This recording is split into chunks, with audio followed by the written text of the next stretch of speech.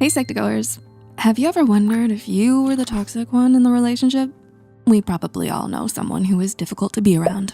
The types who thrive on conflict and drama, whipping up trouble for themselves and those around them. It takes courage to admit that you're toxic.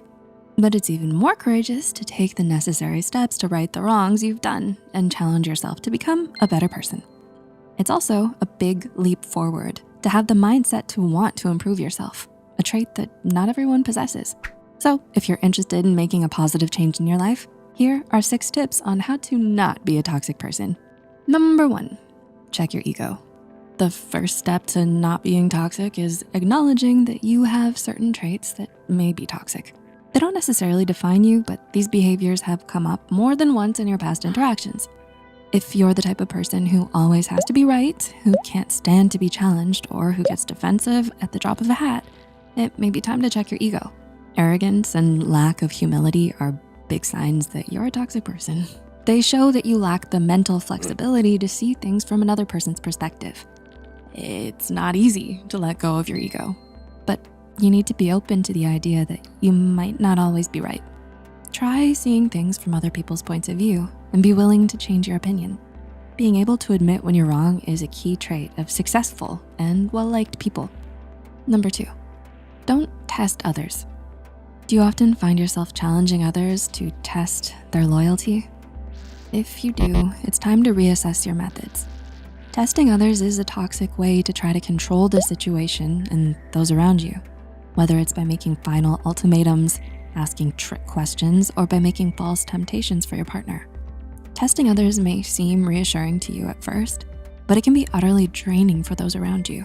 It shows insincerity, insecurity, and a lack of trust. If you want to build healthy and lasting relationships, it's important to be genuine with your intentions. Try building trust and openly communicating with others.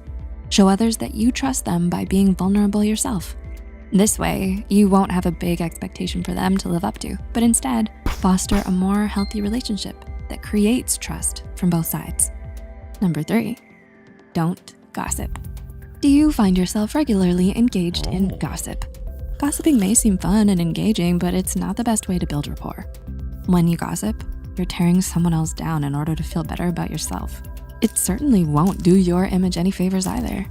No one wants to be branded as a gossip. And not only is gossiping hurtful to the person you're gossiping about, but it also shows a lack of maturity on your part.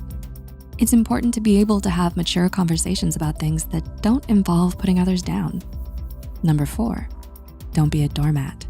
There's a big difference between being respectful and being a doormat.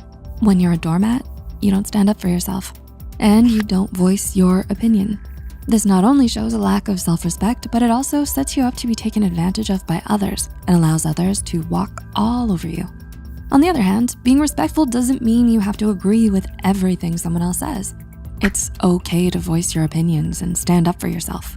But when moments of disagreement do happen, try to calmly express yourself without putting the other person down. Number 5, don't control people's mindsets.